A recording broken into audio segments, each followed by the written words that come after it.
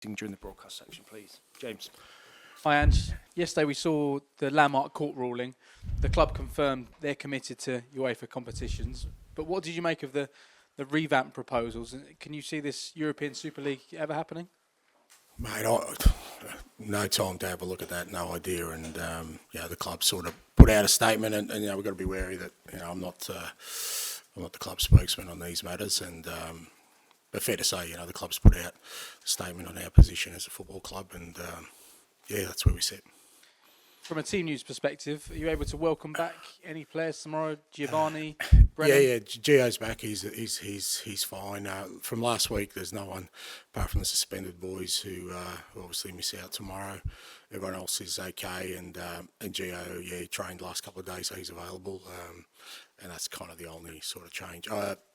Ashley Phillips is also available. And you're without Udogie and Bissouma due to suspension. Have you felt the need to address discipline with the squad with the number of yellow and red cards you picked up this season?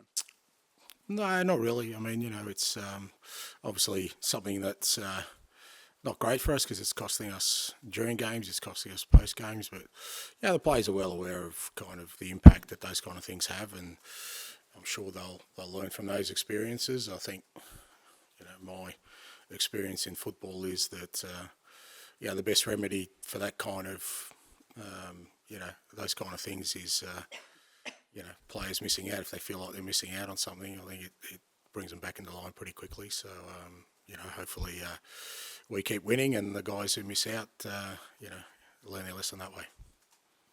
Hi, Ange. Just going back to team news, you mentioned a couple of months ago, of course, that Mickey and James are set to be back in January. Do you think it could be the early part of January that we could see them back in training, or do you feel it might be later on in the month? Hard to say. I mean, they're both in rehab. Neither of them are anywhere near sort of training with the first team at the moment. So, if you look at timelines, Mickey and Maddison did it pretty much in the same game. Mickey might be just ahead of schedule in terms of with Matters, but both kind of January. Benson Core fairly similar. So you don't like. It's not about sort of trying to not give out information. It's just that these things kind of either accelerate or get delayed when you get into that final phase. And until I see them out with us, then it's hard for me to say. And in terms of your opponents tomorrow at Everton, since having that 10 points deduction, they've lost once and they've won the last 4, haven't conceded a goal in those 4 matches as well. How impressed have you been with the way that Sean Dyche has seemingly galvanised that side? Yeah, no, and I think even before that, they were, like I said, if you take away that 10-point deduction, they'd be in a fairly good position in the Premier League. So they've been one of the more consistent sides all year. I think Sean's done an outstanding job. But when you do get hit with something like that, it's often the measure of the playing group and the manager, how they respond to adversity. And you've got to say their response has been first class. Obviously, the club and the fans were disappointed with the outcome, but he hasn't, and the players certainly haven't used it as an excuse for anything. And look, they're a good side. They're a really hard-working team. You've got to compete against them, and we're expecting a tough game tomorrow. Thanks, Ange. Ian, please. Hi, Ange. Merry Christmas. Super League, I know you've just spoken about it, but can I just ask you whether you think from your experiences managing around the world and now managing in the Premier League, whether anything like a European Super League can get off the ground, and if Premier League clubs are not signed up to it, and kind of off the back of that, really, do you think the Premier League clubs would ever be interested in signing up to that? Well, I haven't given it that much thought. I think the response that it got the first time round is a pretty good indicator of where it sits within the football fraternity in general. That's always a pretty decent barometer. I always think that with these decisions or with these concepts, they're usually done in a room with people who sometimes are detached from what this game's all about. It won't surprise anyone that I'm fairly conservative with these things. I'm a traditionalist. I don't like the game changing too much. I don't like rules changing too much, but I guarantee you I won't be in that room when those kind of concepts are put together. So, but like I said, I think you've got a fairly good barometer of what the most important people, the fans, felt about it, and football people in general. So we'll see what the outcome is.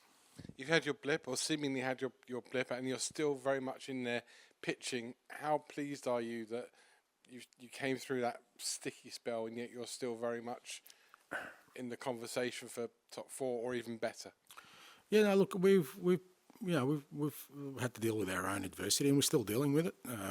Fair to say, we're still nowhere near as sort of optimum levels in terms of squad and our sort of team and where we want to be. But I think, obviously we had some results that weren't great, and it wasn't a great run. But even through that, for the most part, our performances were still strong, and the attitude of the players was still, really determined to not let this derail our season. And like you said, we're still in a decent position in the league, and but we're still going through some tough times, and we will. It's well documented. We'll lose some more players in January. Pretty much right from the start. So, but through this time, as I said before about Everton, it's how you deal with these things, and we're just going to keep on doing what we've been doing, and keep on producing performances that get us results. Finally, with the caveat that no manager likes to talk about players who are in other teams. Spurs linked with Conor Gallagher this week, linked with a lot of players. Just in general, January transfer window is just around the corner now. How busy a month do you expect it to be for yourself and for the club? Yeah, I don't really know. I mean, it's one of those things. Like I said, January is a fairly tricky month in terms of clubs doing business. But we're doing sort of our background work now, and once the window opens, we'll see whether we can make an impact in it or not. Hi, Ange.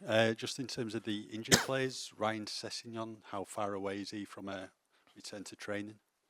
Yeah, Sess still, probably maybe a couple of weeks, maybe more away. Again, obviously with him, it's a little bit different. We've got to be really careful about when we reintegrate him. But again, he's doing his work. He's out on the grass with the sports science guys, so we'll just wait and see. Yeah. Then Kulusevski's been an influential figure in recent weeks. Have Spurs seen the very best of him so far? Just how good can he become?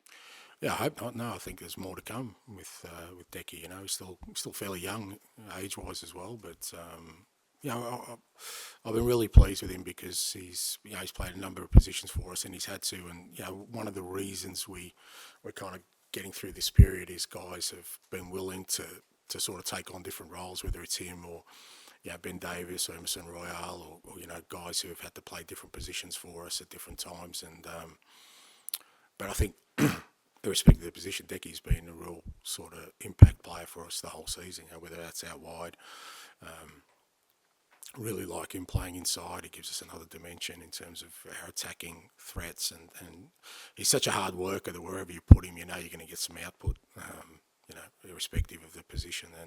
But there's more to come, and he's a willing participant in that. He really works hard at his game. We've asked him to be more of a goal threat this year, and he's definitely doing that. He's getting to those positions more, and that shows me that he still wants to improve, and I'm sure he will.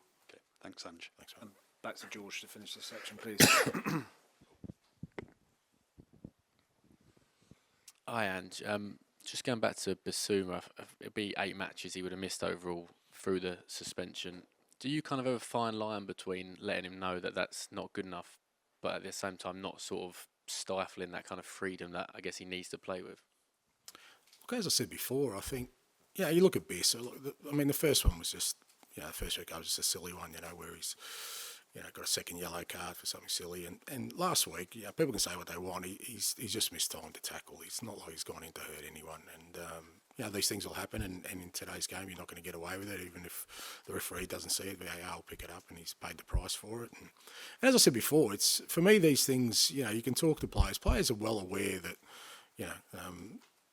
when they get red cards, that the team suffers without them, whether that's in game or games subsequent. But like I said, I've always felt the best remedy is, if the guys feel they're missing out, then that kind of helps them in that process of sort of not letting it affect their game, but also understanding the impact that it can have. And look, at the moment, we're not in that place because guys who are missing out are coming straight back in because we just don't have the squad. But we get a strong enough squad and, guys miss out and the team keeps winning, and if they miss big games, all those kind of things are the best remedy. But I always kind of understand that, they're all human beings and they're going to make mistakes, and like all of us, we give them the opportunity to learn from those mistakes. In terms of replacing Bissouma, you've used Pierre at the sort of as a number 6 a few times this season. Oliver Skipp, do you view him as someone that can play as a 6, or in your mind is he more someone that's got the sort of attributes to be an 8?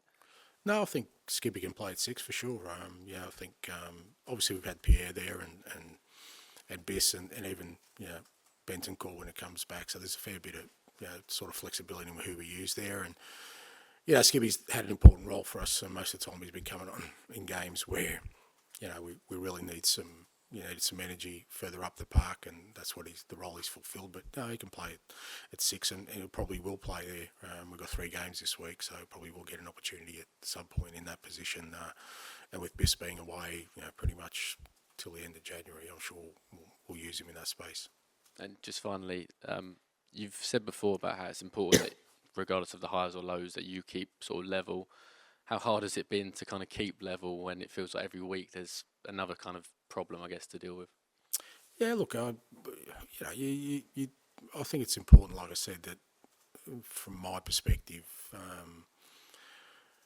you don't sort of deal in the extremes, because it is an emotional game, and there's enough people who get emotional about these things that it doesn't need me to add to that. And my job in that whole thing is to find solutions rather than sort of focus too much on the fallout from any issues we may have, because I guarantee you that once we get all the players back, there'll be something else that'll be an issue, and you just got to, like I said, it's important for the players and the staff that they know that through that process, my role is to try and sort of charter a way forward rather than sort of focus on, like I said, the fallout from any challenges we may have.